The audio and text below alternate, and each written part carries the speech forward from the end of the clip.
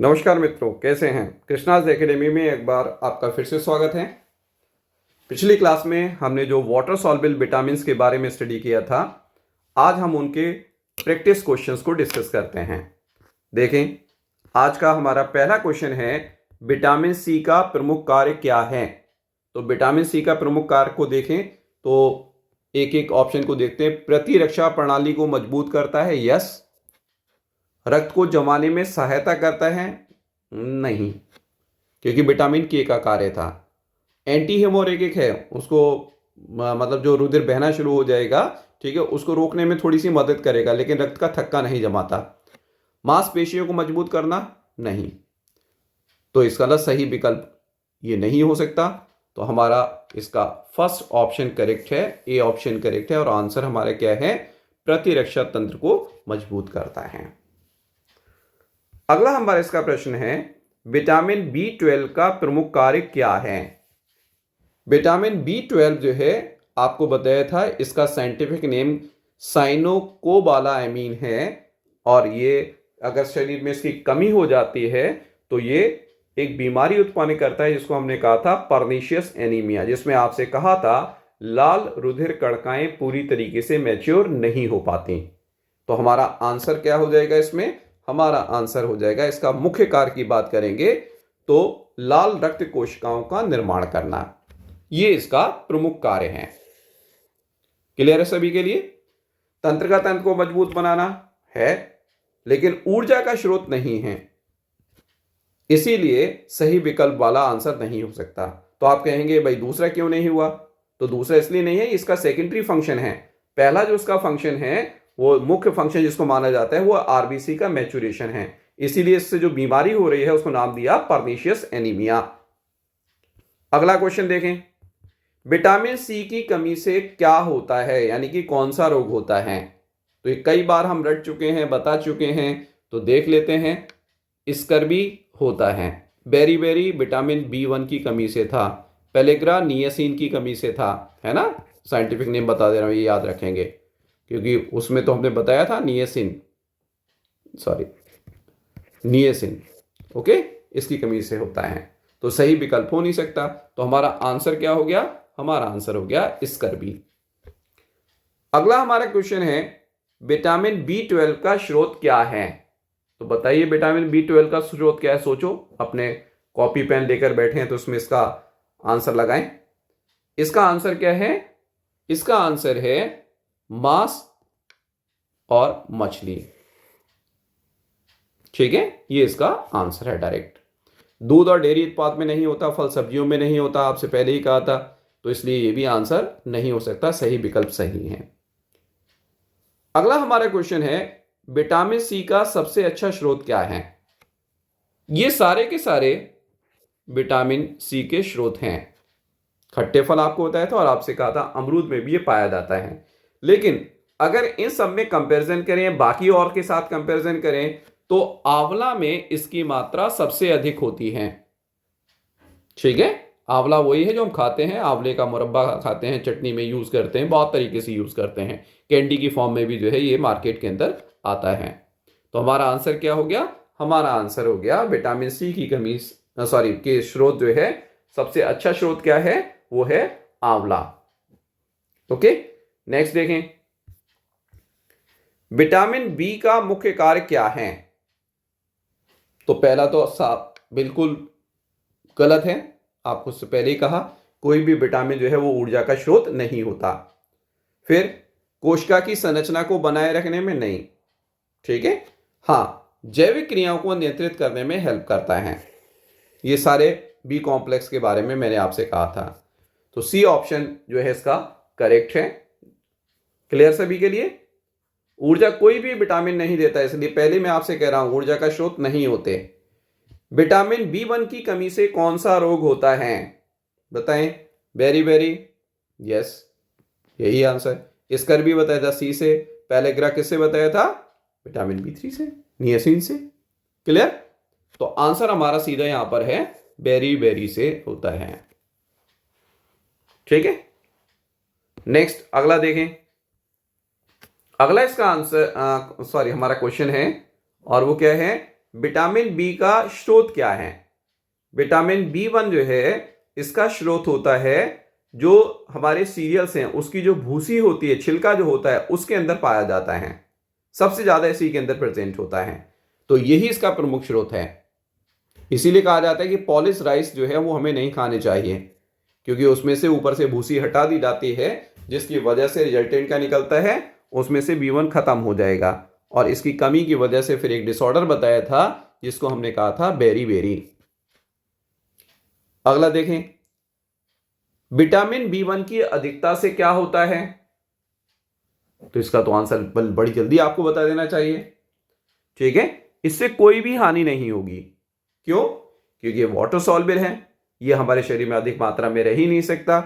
अगर शरीर में इसकी मात्रा अधिक होगी तो क्या हो जाएगा, ये यूरिन के साथ या मूत्र के साथ शरीर से बाहर निकाल दिया जाएगा।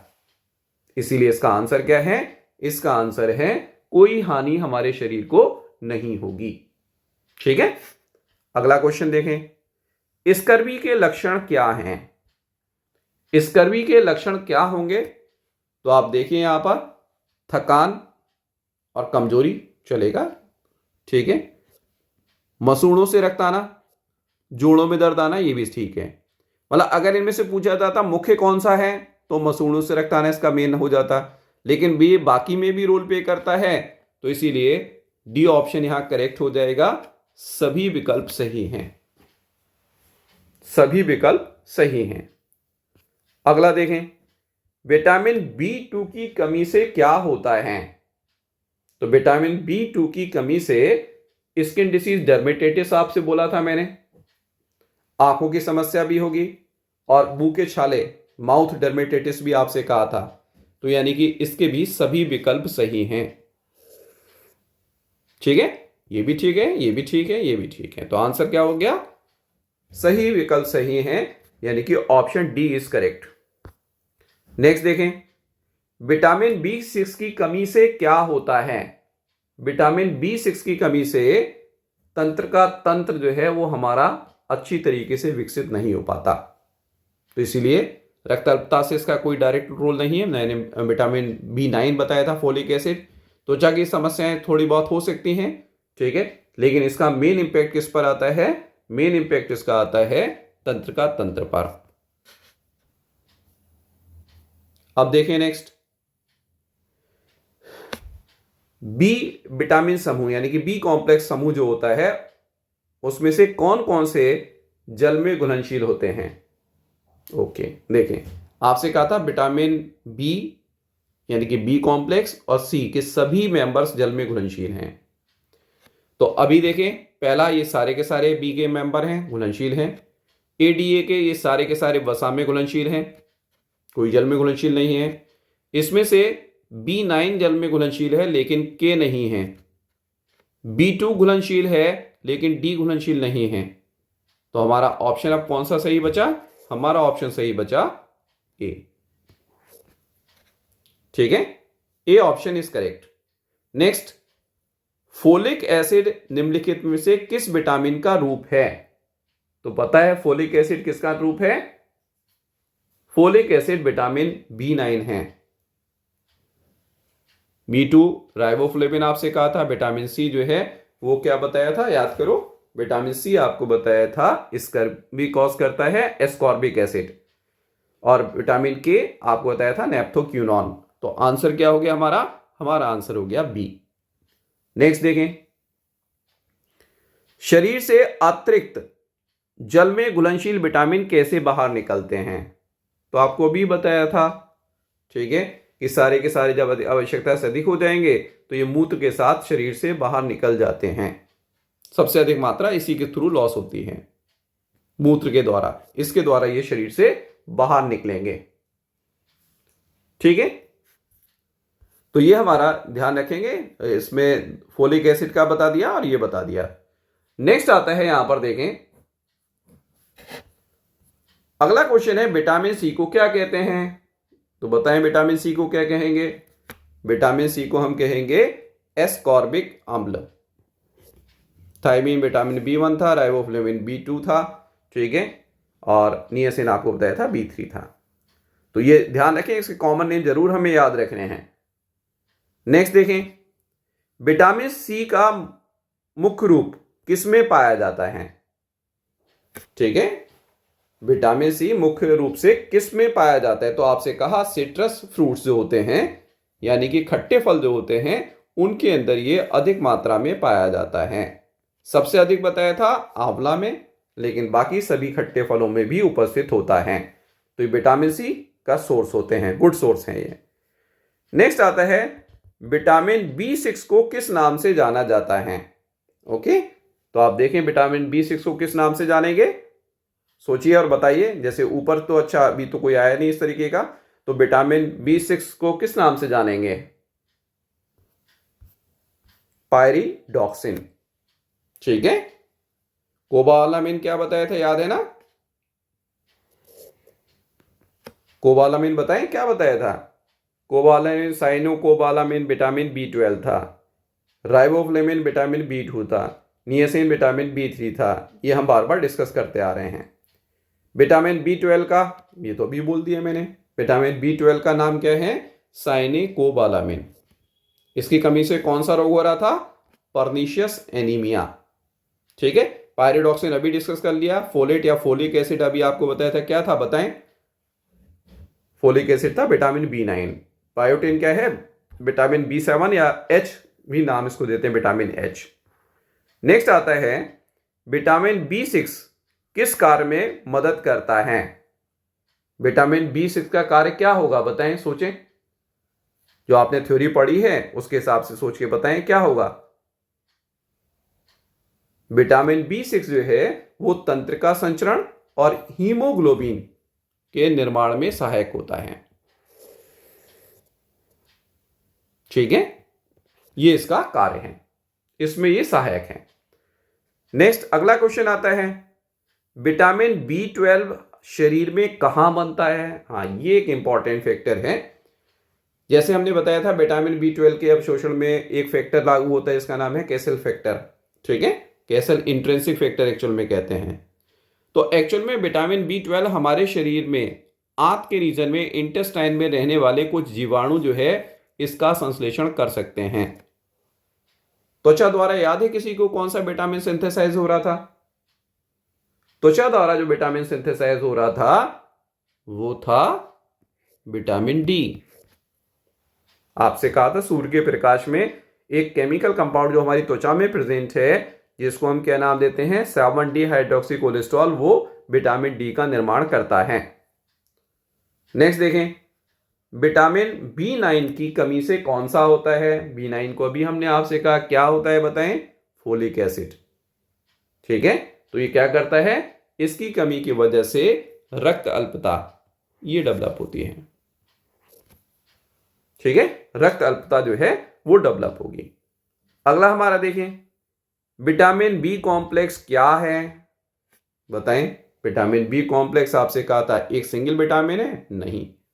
ठीक है, विटामिन बी के समूह का नाम है? यस। ठीक है, एक खनिज है? नहीं। सभी विकल्प सही हैं? नहीं। तो हमारा आंसर क्या हो जाएगा? बी ऑप्शन करेक्ट है। ये क्या है?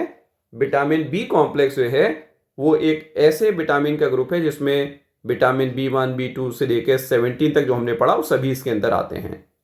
नेक्स्ट, विटामिन बी कॉम्प्लेक्स के कौन कौन से विटामिन शामिल हैं? B1 B2 B3 yes, B4 B5 B6 yes, B7 B8 B9 yes. तो यानी कि सभी विकल्प सही हैं, कोई भी विकल्प ऐसा नहीं है जो गलत हो रहा हो। तो ये हमारे पास इसका ऑप्शन क्या हो गया? डी हो गया।